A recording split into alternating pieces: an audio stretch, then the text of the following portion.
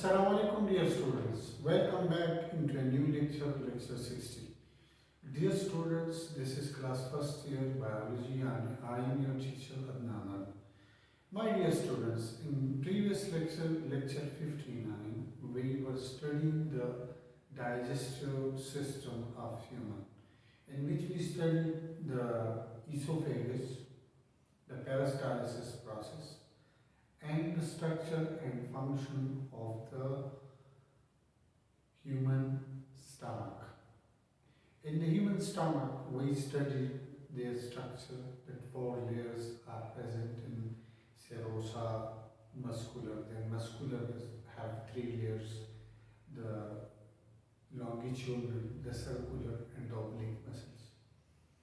And then we have the next part, submucosa and then mucosa. In mucosa we studied that we have some pits which are called gastric pits. In these gastric pits, different type of cells were present which were responsible for the secretion of gastric juice, which is the collective name of the secretions of the stomach.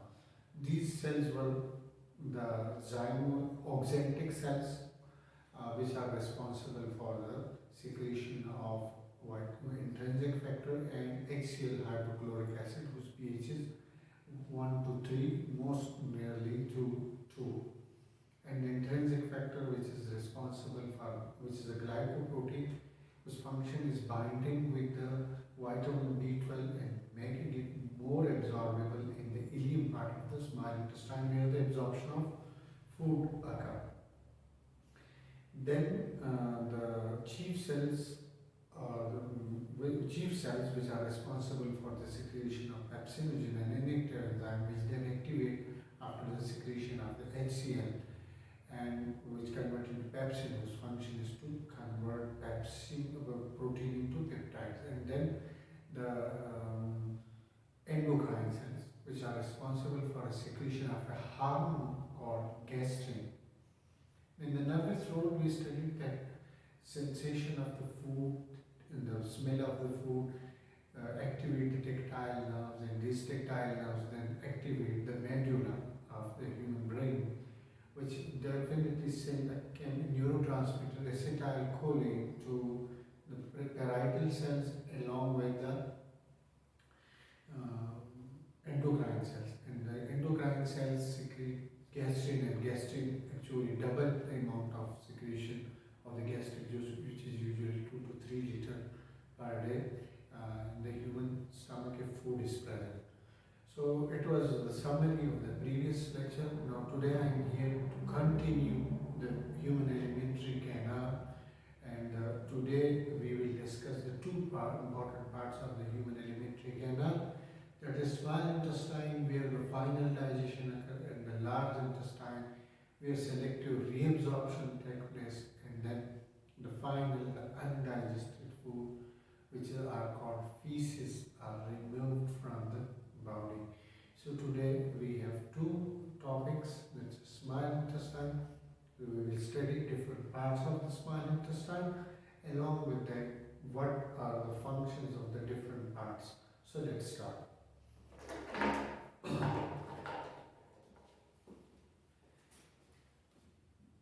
Small intestine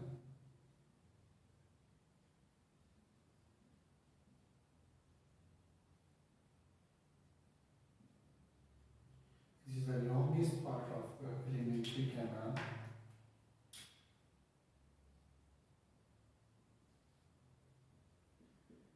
About 6 meters long, and it has three main parts.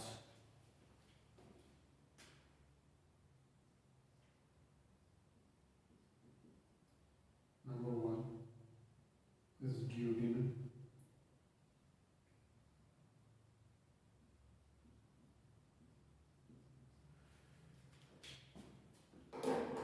Duodenum part. The second part is jejunum, and the third part is called ileum.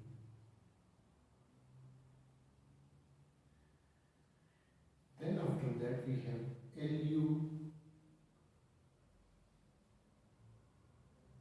ileocecal junction,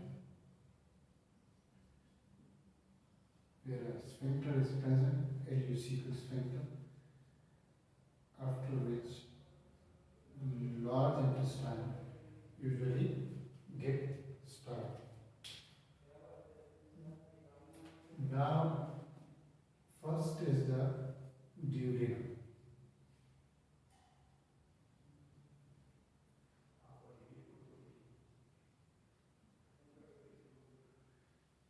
It's a 25 centimeter long part.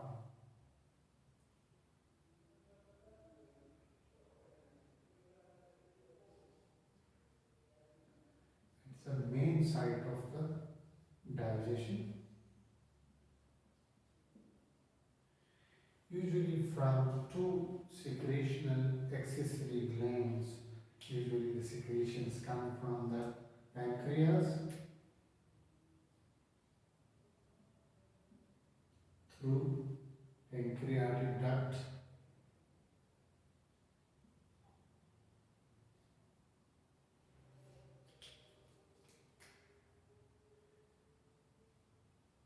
they send the juice which enter into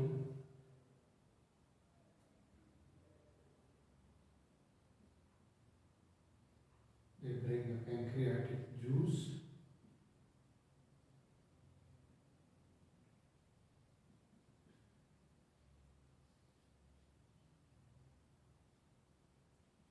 that pancreatic juice usually consists of four types of secretion: trypsinogen,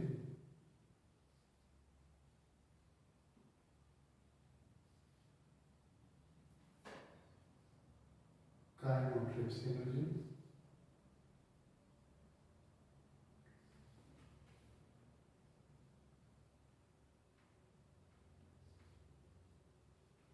pancreatic amylase,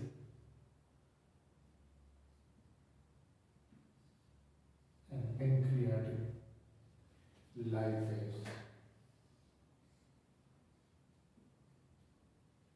Dear students, out of these four important enzymes, these two are inactive enzymes. Inactive. So they need to be activated. How they will be activated? First, trypsinogen.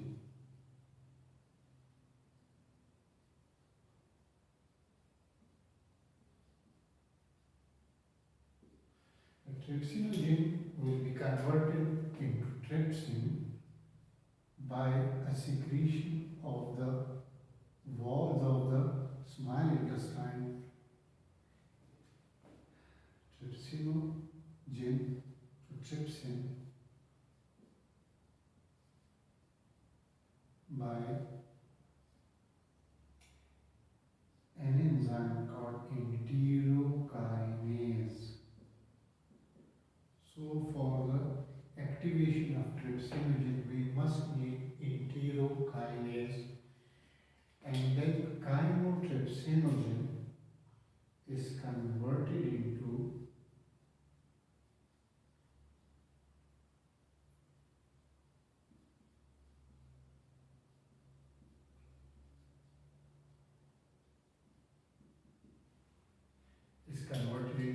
chymotrypsin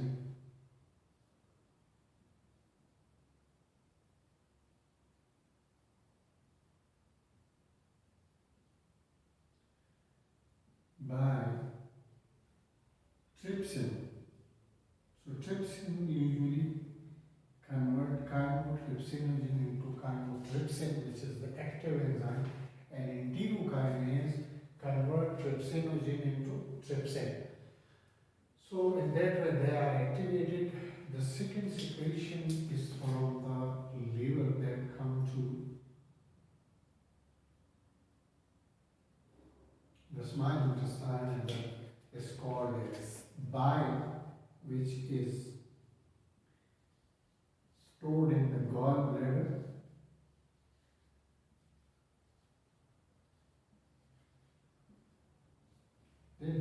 usually responsible for the emulsification of fats? Bile is responsible for the emulsification of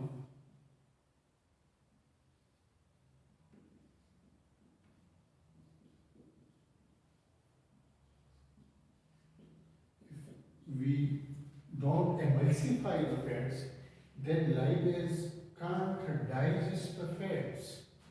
So it's important to emulsify it and bile is doing. Bile usually consists of the bicarbonates. So that's why it make the food alkaline here. And since the environment inside the smile, the duodenum become the alkaline due to these bicarbonates. And the pH just got raised up to 8, which is suitable for the action of trypsin and the rest of the enzymes. As along with that, it have bilirubins, which is a pigment. So bicarbonate itself, bilirubin itself, and different the cell dialysis they have. So its function is to emulsify the fats. Now trypsin and chymotrypsin will digest, these two enzymes will digest the protein and they will convert protein into peptides and amino acids.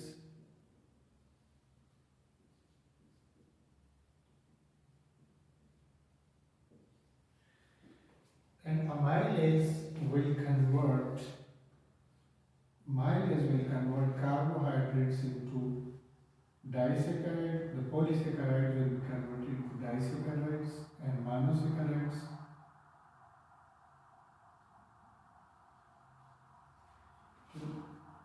Di and mono.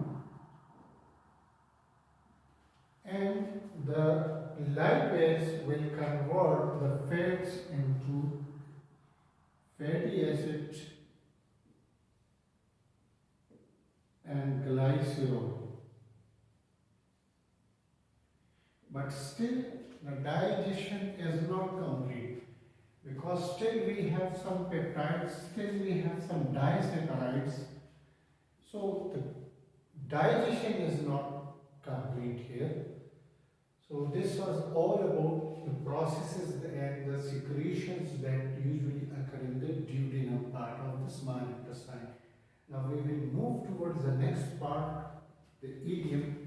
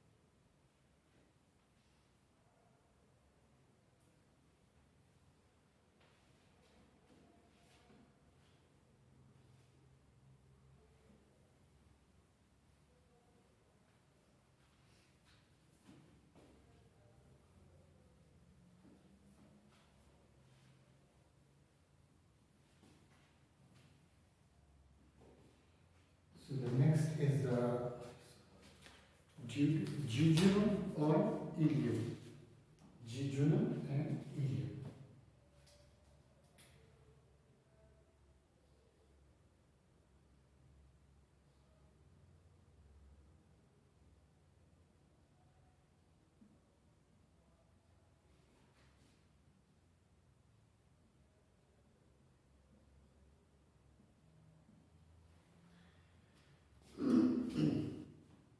There are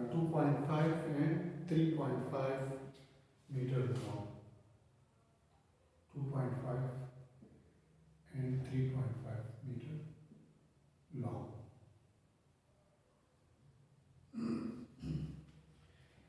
They secrete certain enzymes which complete the process of the digestion. For example, it is secreting an enzyme saccharase,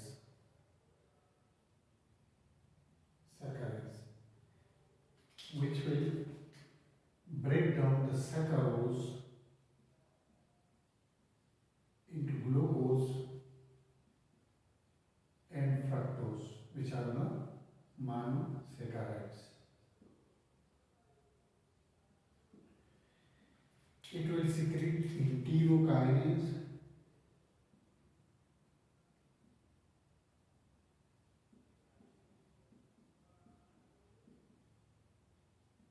enterokinase will convert the trypsinogen into trypsin,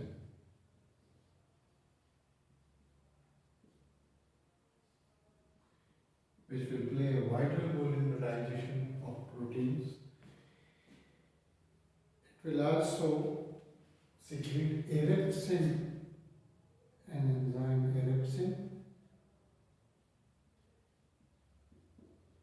which will convert peptides into amino acids.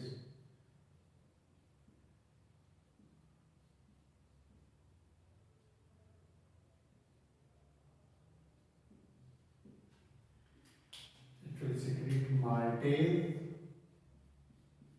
which will digest a maltose, which is a disaccharide.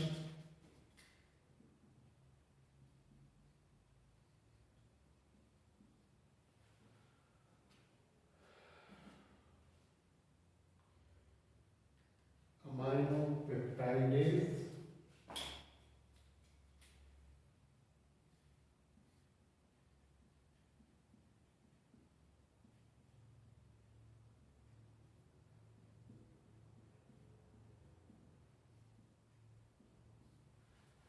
which will eventually the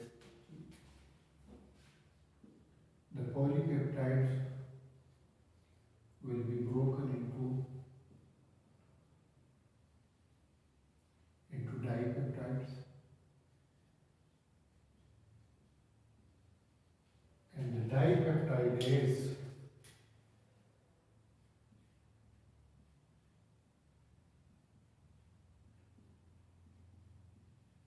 will break dipeptides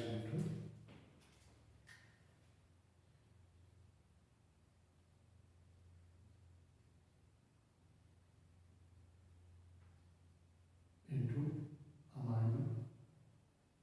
peptides, monopeptides, and these peptides will be then converted into amino acids. So in that way, the digestive process or the digestion process is completed. Now the next step is the absorption. The first, the absorption of the food usually occur in the ileum part.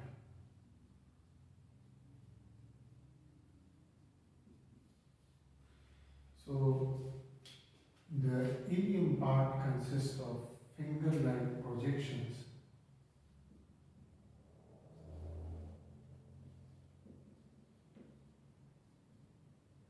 these projections are called villi, singularis vellus.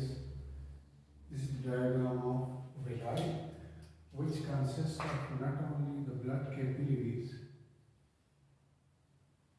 but it consists of some left capillaries. These are called blood capillaries, which contain blood,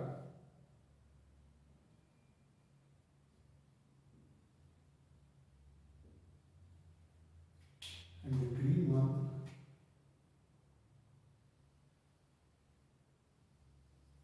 are called lectins, which are the lymph capillaries.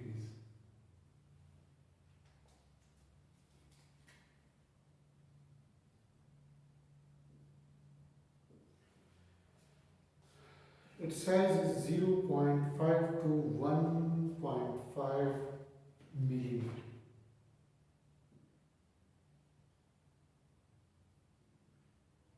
in length. Means they are very minor in size. So the absorption will take place in ileum part.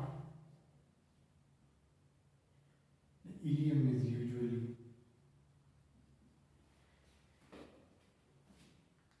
designated for the absorption process. So first, how the carbohydrates digested.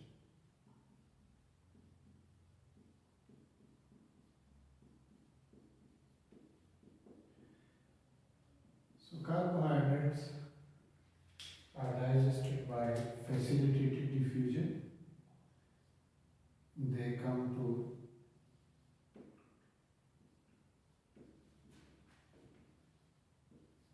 which is a passive transfer.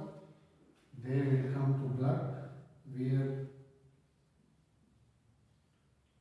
through renal portal system they will come to liver where non-glucose sugars will be converted into non-glucose sugar will be converted into glucose. For example, as I told you here that if we break up the sucrose into glucose and fructose, so the fructose will be isomerized by the liver and it will convert it into glucose because they are isomers, so isomerase enzyme will convert them into glucose. Where if we have excess of the glucose, then this glucose will be converted into a polysaccharide called glycogen into the liver. So through facilitated diffusion, these carbohydrates will come to the blood capillaries. From blood capillaries will rejoin to form renal portal vein. This renal portal vein will definitely enter into liver where the non-glucose will carbohydrate monosaccharides will convert into glucose. Where example was the fructose to glucose. This was just an example. But the excess of the glucose will be converted into the glycogen. Now the next is the protein.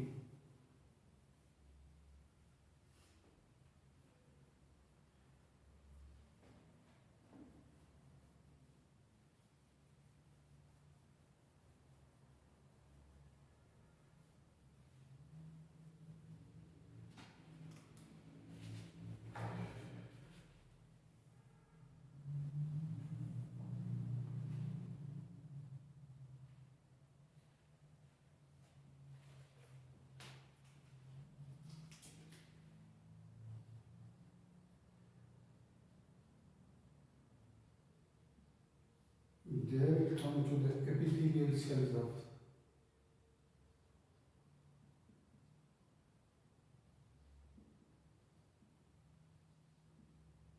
the villi. They will come to the epithelial cells of the villi, where they will be transported to liver. And in liver, if we convert proteins into carbohydrates, we need to remove the ammonia group that is present in amino acid. So that ammonia, when it is removed, these two ammonia molecules, each for formation of urea will occur. If we want to make one urea molecule, two ammonia molecules will be used, and in that way a urea cycle is generated here, and thus urea is formed, which is then filtered by our kidneys. The next is the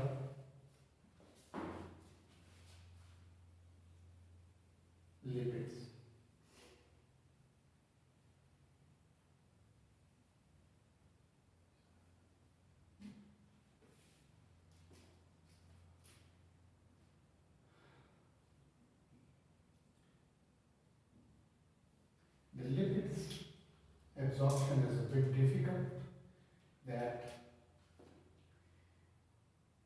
emulsification occur,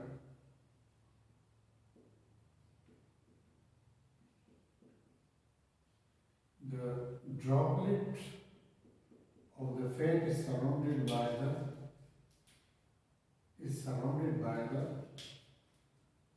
bicarbonates of the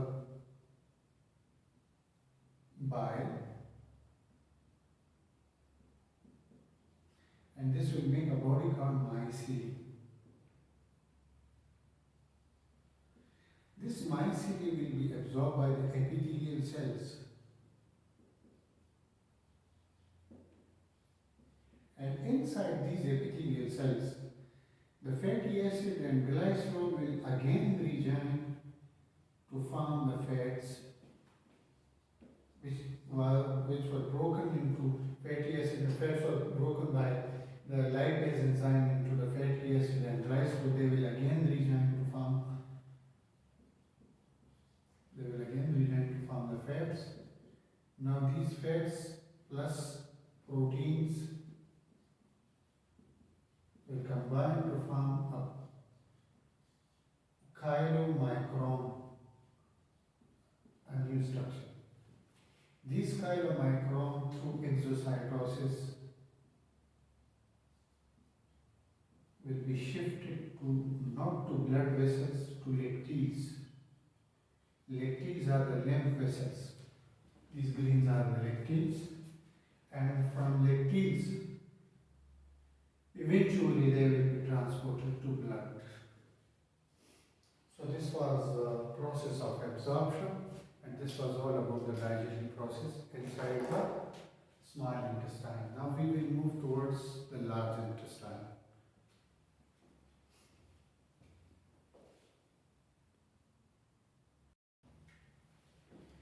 Dear students, the last part of the lecture is the large intestine. So the large intestine usually having three parts: the cecum, the colon, and the rectum.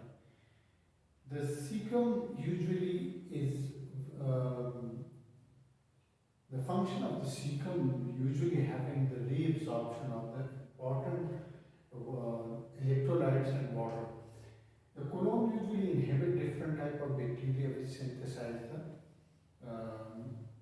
important vitamins like vitamin K, vitamin B. Colon having different ascending colon, descending colon, transverse colon, sigmoid colon, and after that we have rectum, which is a straight muscular tube which ends on anus, and anus having a sphincter.